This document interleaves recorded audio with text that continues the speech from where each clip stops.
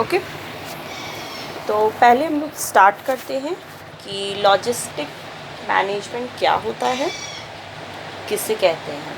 Okay, Hindi में इसे बोलते हैं तार्किक प्रबंधन। लॉजिस्टिक डिसीजन तार्किक निर्णय, लॉजिस्टिक मैनेजमेंट तार्किक प्रबंधन। Okay, so let's start. सबसे पहले हम लोग स्टडी करते हैं कि what is logistic management in international marketing. International market में लॉजिस्टिक मैनेजमेंट का मतलब क्या होता है। So according to the council of logistics management, logistics is the management process of planning, implementing and controlling the physical and information flows concerned with materials and final goods from the point of origin to the point of usage. Okay,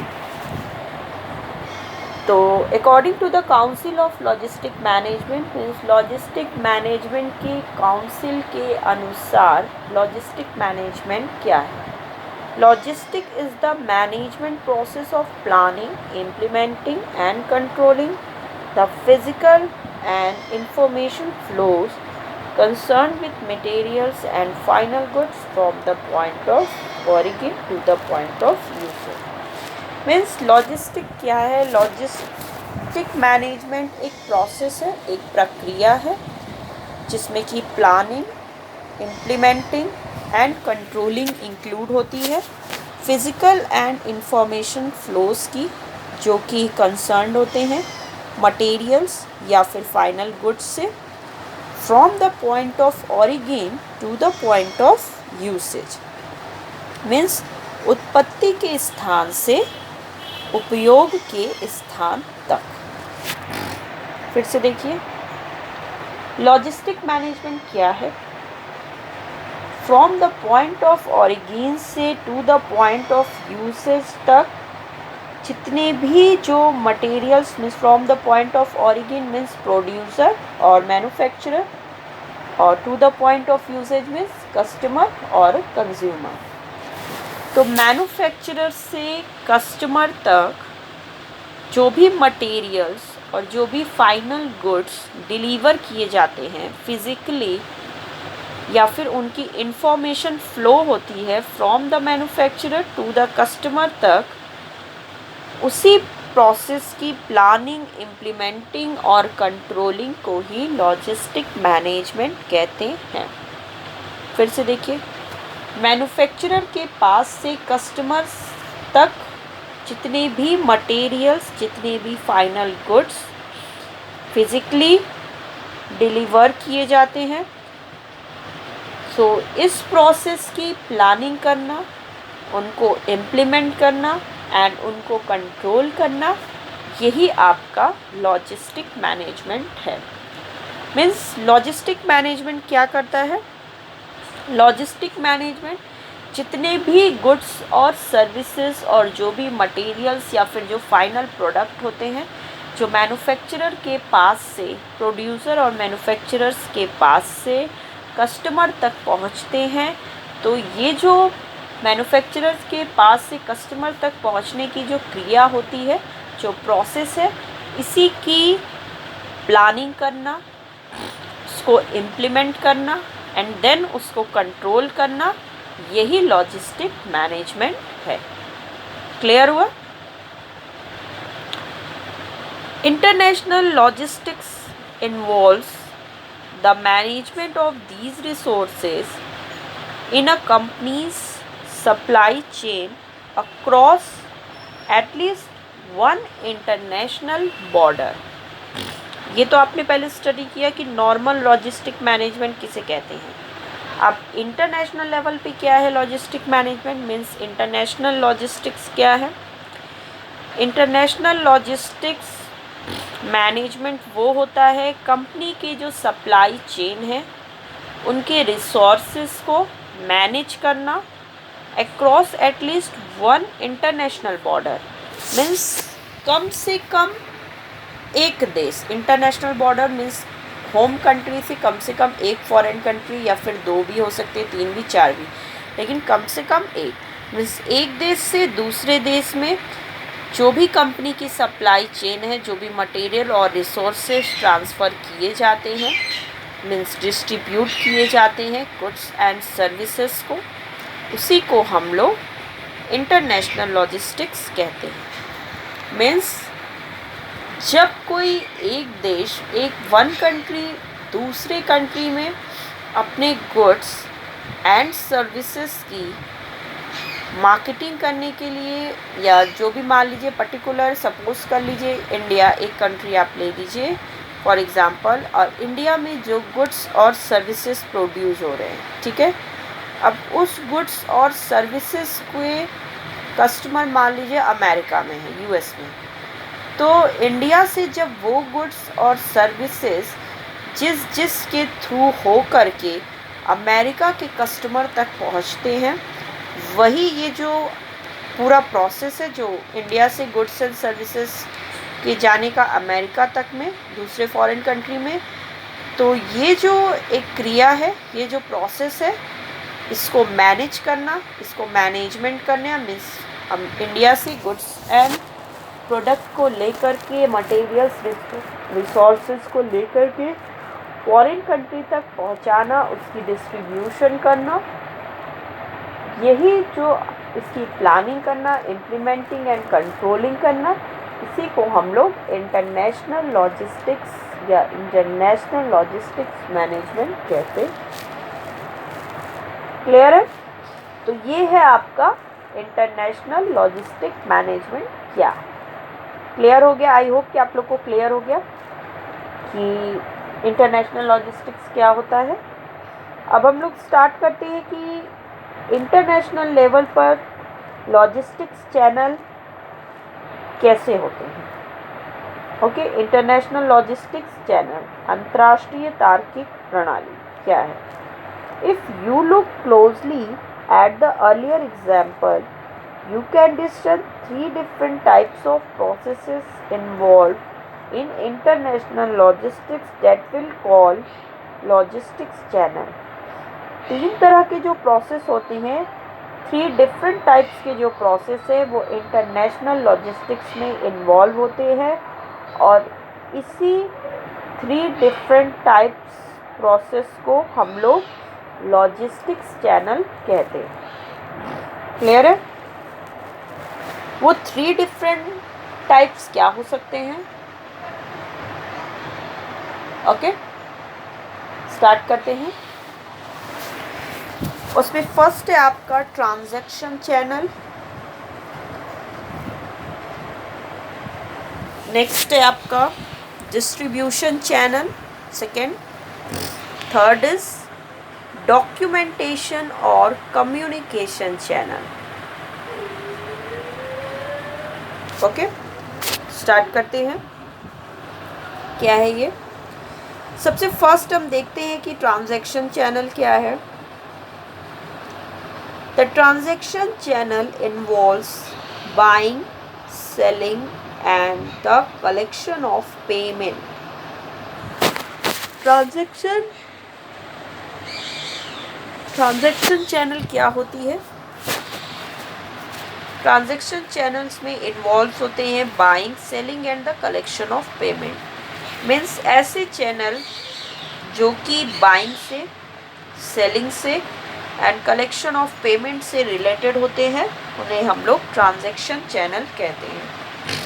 means वो channel जिनका काम सिर्फ खरीदना, बेचना और payment को collect करना, means भुगतान को इकट्ठा करना होता है, ऐसे चैनल को हम लोग ट्रांजैक्शन चैनल कहते हैं। जिनकी जो एक्टिविटीज़ होती है वो सिर्फ और सिर्फ बाइंग से, सेलिंग से और पेमेंट से रिलेटेड होती है। इसके अलावा उनका और कोई एक्टिविटी नहीं होता है। क्लियर है? तो ऐसे चैनल को हम लोग ट्रांजैक्शन चैनल कहते हैं। नेक्स्ट आ जाइए, सेकेंड जो है वो है आपका डिस्ट्रीब्यूशन चैनल। ये क्या होता है डिस्ट्रीब्यूशन चैनल? लेट्स स्टार्ट करते हैं। The distribution channel involves the physical movement of resources and products throughout the supply chain process from acquisition to sell. Distribution channel का ही मेन काम होता है लॉजिस्टिक्स में, क्योंकि डिस्ट्रीब्यूशन चैनल जो वितरण प्रणाली है उनका काम, उनमें क्या इन्वॉल्व होता है, physical movement of resources and products, means physically वहाँ पर प्रोडक्ट्स एंड रिसोर्सेज को मूव किया जाता है throughout the supply chain process में, from the acquisition to sale, means from the point of origin to the point of usage. Distribution channel क्या होता है? डिस्ट्रीब्यूशन चैनल वो चैनल होता है जिसका काम होता है प्रोडक्ट्स एंड रिसोर्सेज को पूरे सप्लाई चेन प्रोसेस में मूव करना, ठीक है। मीन्स पॉइंट ऑफ ओरिजिन से यूजर्स तक मूव करना, मीन्स उत्पादक से या निर्माता से लेकर के प्रोडक्ट्स एंड रिसोर्सेज को उसको उपभोक्ता या ग्राहक तक पहुंचाना, ये मेन काम होता है हमारे डिस्ट्रीब्यूशन चैनल। क्लियर है? नेक्स्ट आ जाइए थर्ड, द डॉक्यूमेंटेशन और communication channel involves the management of information regarding the resources and products such as inventory controls, commercial shipping, documents and contracts. Next जो है थर्ड है हमारा डॉक्यूमेंटेशन और communication channel.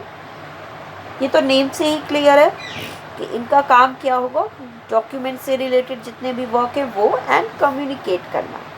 तो this channel involves the management of information regarding the resources and products such as inventory controls, commercial shipping, documents and contracts. ये जो documentation और communication channel है इनका मेन काम होता है इंफॉर्मेशन को मैनेज करना, मीन्स प्रोडक्ट एंड रिसोर्सेज से रिलेटेड जितनी भी इंफॉर्मेशन है उनको मैनेज करना, मीन्स उनका प्रबंधन करना, like inventory controls means stock को कंट्रोल्स करना, कॉमर्शियल शिपिंग डॉक्यूमेंट्स जितने भी शिपिंग डॉक्यूमेंट्स हैं उनको मैनेज करना, एंड कॉन्ट्रैक्ट्स मीन्स जो भी इन्वेंट्री कंट्रोल्स हैं उनको ये देखना होता है डॉक्यूमेंटेशन और कम्युनिकेशन चैनल को कि प्रॉपर स्टॉक हमारा मेंटेन है कि नहीं।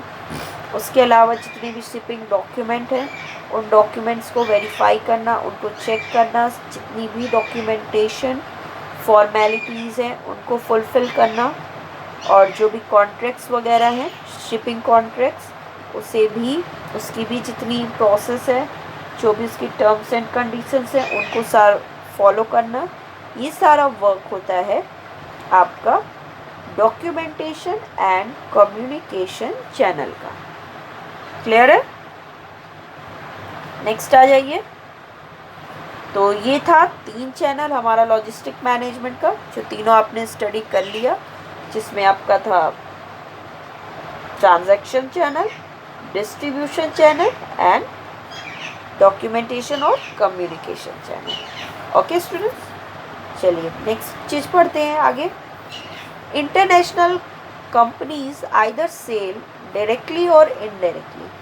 जितनी भी इंटरनेशनल कंपनियां हैं वो सभी कंपनियां अपने प्रोडक्ट्स एंड सर्विसेज की सेलिंग या तो डायरेक्टली करती हैं या फिर इनडायरेक्टली। मीन्स जितनी भी कंपनी जो कि फॉरेन कंट्री में एग्जिस्ट करती हैं, जो इंटरनेशनल कंपनीज है जो कि अनदर कंट्री में अपना बिजनेस करती हैं, वो सभी कंपनियां 2 तरह से ही अपने प्रोडक्ट्स एंड सर्विसेज को सेल करती हैं, या तो वो डायरेक्टली सेल करती है या फिर इनडायरेक्टली। ओके, तो indirect selling takes place through domestic agent और domestic merchants. This is a long channel involving a number of marketing intermediaries. क्योंकि डायरेक्ट चैनल तो मैंने आपको बता दिया है कि डायरेक्ट चैनल में डायरेक्टली जो है मैन्युफैक्चरर या जो भी एक्सपोर्टिंग कंपनी है जो कि प्रोडक्ट को प्रोड्यूस कर रही है, वो डायरेक्ट कस्टमर तक, अनदर कंट्री के कस्टमर तक डायरेक्ट पहुंचाती है गुड्स। उसमें किसी भी तरह की वो इंटरमीडियरीज का हेल्प नहीं लेती है। बट अगर आप इनडायरेक्ट सेलिंग में आते हो तो इनडायरेक्ट सेलिंग में डिफरेंट डोमेस्टिक एजेंट और डोमेस्टिक मर्चेंट्स की हेल्प ली जाती है।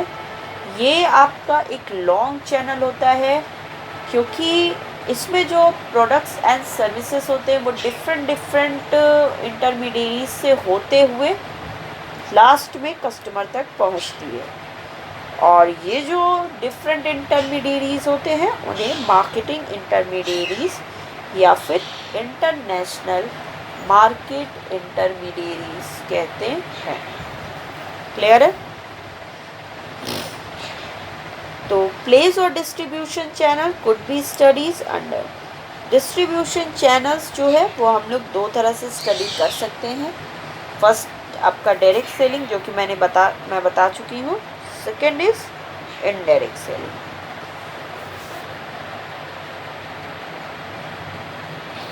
डायरेक्ट सेलिंग जिसमें कि foreign company develops its own overseas marketing department और foreign marketing intermediaries and sells the product in the foreign market. Direct selling में वही मैंने बताया कि जितनी भी फॉरेन कंपनियां हैं वो खुद के अपने ओवरसीज़ मार्केटिंग डिपार्टमेंट को डेवलप करती हैं और फॉरेन मार्केटिंग इंटरमीडियरीज को डेवलप करती हैं and sells the product in the foreign market. और फिर उन्हीं को वो प्रोडक्ट देती हैं और वही जो उनके मार्केटिंग डिपार्टमेंट है, इंटरमीडियरीज हैं, वही अनदर कंट्री में उनके प्रोडक्ट्स एंड सर्विसेज को सेल करते हैं।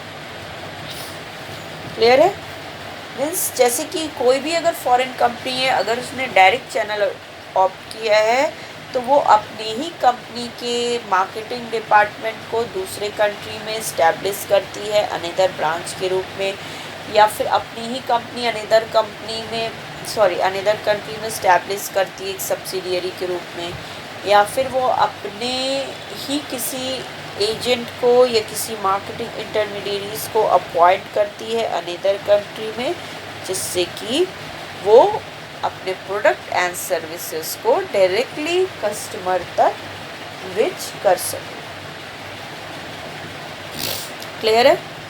नेक्स्ट है आपका इनडायरेक्ट सेलिंग, जो कि आप जानते हो indirect selling is through market intermediary. Indirect जो सेलिंग होती है, यहाँ पर कंपनी कोई अपना अनदर कंट्री में कोई सब्सिडरी इस्टेब्लिश नहीं करती, कोई ब्रांच नहीं इस्टेब्लिश करती है, ना ही वो किसी मार्केटिंग डिपार्टमेंट के थ्रू अपने प्रोडक्ट को सेल करती है, बल्कि इनडायरेक्ट सेलिंग में जो भी फॉरेन कंपनी होती है वो डिफरेंट मार्केट इंटरमीडियरीज की हेल्प लेती है अपने प्रोडक्ट और सर्विसेज को अनदर कंट्री में सेल करने के लिए। क्लियर है?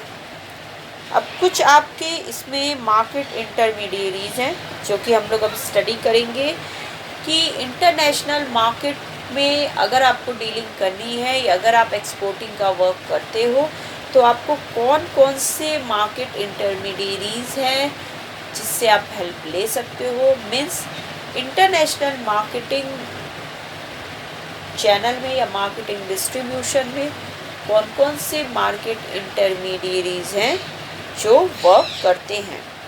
तो इसमें डिफरेंट टाइप्स हैं, बहुत सारे मार्केट इंटरमीडियरीज वर्क करते हैं। तो हम इसमें स्टार्ट करते हैं कौन कौन से हैं। तो टाइप्स ऑफ मार्केट इंटरमीडियरीज, सबसे पहला है आपका foreign distributor. Foreign distributor, okay, Hindi में विदेशी वितरक, हिंदी में विदेशी वितरक। ओके, स्टार्ट करते हैं, ये क्या होते हैं। It is a foreign company having exclusive rights to distribute the company's product in a foreign country.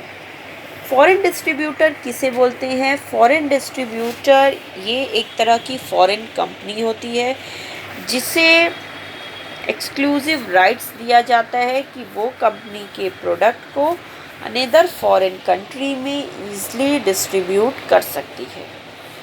देखिए, फॉरेन डिस्ट्रीब्यूटर का मतलब यही होता है कि जैसे मान लीजिए कंपनी ए है और वो अनदर कंट्री में इनडायरेक्ट डिस्ट्रीब्यूशन करना चाहती है, तो वो फॉरेन डिस्ट्रीब्यूटर को अपॉइंट कर सकती है। फॉरेन डिस्ट्रीब्यूटर को ये राइट दिया जाता है और कंपनी जो अपना प्रोडक्ट होता है वो डायरेक्टली उस डिस्ट्रीब्यूटर के पास भेजती है और वो डिस्ट्रीब्यूटर उस फॉरेन कंट्री में उसके प्रोडक्ट को सेल करता है या डिस्ट्रीब्यूट करता है। मीन्स फॉरेन डिस्ट्रीब्यूटर क्या है? एक फॉरेन कंपनी है जिसे कि ये राइट दिया जाता है कि वो अनदर दूसरे विदेशी देश में कंपनी के माल को डिस्ट्रीब्यूट करती है। मीन्स गुड्स एंड सर्विसेज को डिस्ट्रीब्यूट करने का वर्क करती है। क्लियर है? तो ये था आपका फर्स्ट टाइप, इंटरमीडिएरीज। नेक्स्ट आ जाइए, नेक्स्ट है सेकेंड टाइप। सेकेंड जो इंटरमीडिएरीज होते हैं इंटरनेशनल मार्केट में, वो है foreign retailer. Foreign retailer, Hindi में विदेशी खुदरा विक्रेता। हिंदी में विदेशी खुदरा विक्रेता। ओके, स्टार्ट करते हैं। ये क्या है? Foreign retailer is a retailing company firm in a foreign country engaged by the distributor of the foreign country concerned to deal in and sell the products. Foreign retailer कौन होते हैं या विदेशी खुदरा विक्रेता कौन होते हैं? ये एक रिटेलिंग कंपनी या फर्म होती है। ओके, या तो ये कंपनी होगी या फिर एक फर्म भी हो सकती है। इन ए फॉरेन कंट्री में मीन्स दूसरे देश में, engaged by the distributor of the foreign country concerned to deal in and sell the products, जिसका मेन काम क्या होता है? फॉरेन कंट्री में वो कंपनी के प्रोडक्ट्स को, सर्विसेज की डीलिंग करती है, उनको डिस्ट्रीब्यूट करती है एंड सेल द प्रोडक्ट्स, और उनको बेचती है। मीन्स फॉरेन रिटेलर कौन है? फॉरेन रिटेलर एक रिटेलिंग कंपनी, एक फुटकर कंपनी या फुटकर फर्म हो सकता है जो कि फॉरेन कंट्री के जो कि इंगेज्ड होती है by the distributor of the foreign country. Foreign country का जो डिस्ट्रीब्यूटर होता है उसके साथ वो सम्मिलित होकर के कंपनी के प्रोडक्ट्स के साथ डील करती है और कंपनी के प्रोडक्ट को मार्केट में सेल करती है। क्लियर है? तो ऐसे इंटरमीडिएरीज को हम लोग फॉरेन रिटेलर बोलते हैं। क्लियर है? नेक्स्ट आ जाइए।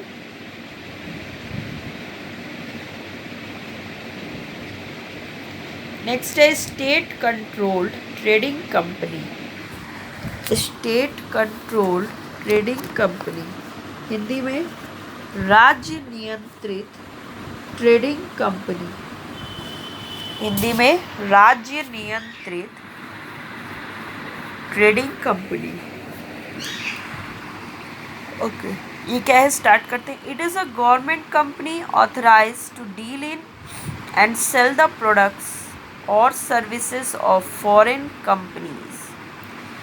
स्टेट कंट्रोल ट्रेडिंग कंपनी क्या होती है? ये एक तरह की गवर्नमेंट कंपनी होती है, मीन्स सरकारी कंपनी होती है, जिसको कि फॉरेन कंट्री की जो कंपनी होती है वो ऑथराइज करती